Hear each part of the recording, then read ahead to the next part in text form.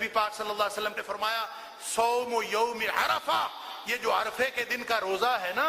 احتسب علی اللہ ان یکفر السنۃ التي قبلہ والتي بعدہ،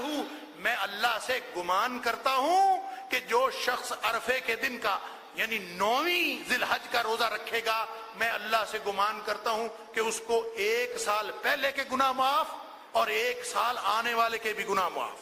2 سال کے گناہ اللہ تعالیٰ معاف کر دے۔ اور حضرت عائشہ صدیقہ رضی اللہ تعالیٰ عنہ کی وہ حدیث مسلم شریف میں وہ بھی ہے کہ نبی پاک صلی اللہ علیہ وسلم کے بارے میں اما عائشہ صدیقہ رضی اللہ تعالیٰ عنہ فرماتی ہیں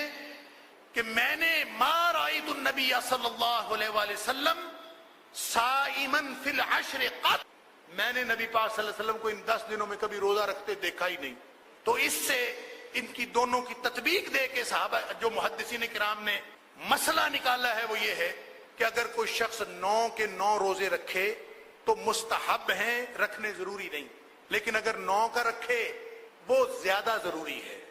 اور اس کو یوم عرفہ کا چونکہ لفظ ہے لہذا بہت سارے مفتیان نے پاکستان میں یہ فتویٰ دیا ہوا ہے کہ یوم عرفہ تو سعودی عرب میں ہوتا، عرفہ یہاں تو نہیں ہوتا، تو چونکہ عرفہ سعودی عرب میں ہوتا ہے لہذا یوم عرفہ سے مراد وہ دن ہے جب وہاں پہ عرفہ ہو رہا ہو، یعنی ان کی 9 تاریخ۔ ایک تو بات یہ کہ یہ 9 ذی الحجہ کے خلاف ہے یہ بات،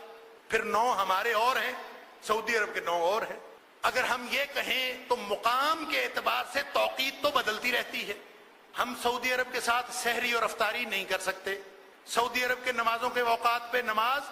نہیں پڑھ سکتے، وہ سحری کر رہے ہوں ہم ان کے ساتھ سحری نہیں کر سکتے، وہ افطاری کر رہے ہوں ہم ان کے ساتھ افطاری نہیں کر سکتے، کیونکہ ان کی توقیت ہماری توقیت میں فرق ہے۔ جس دن ان کا روزہ ہوتا ہے ہم روزے سے نہیں ہوتے،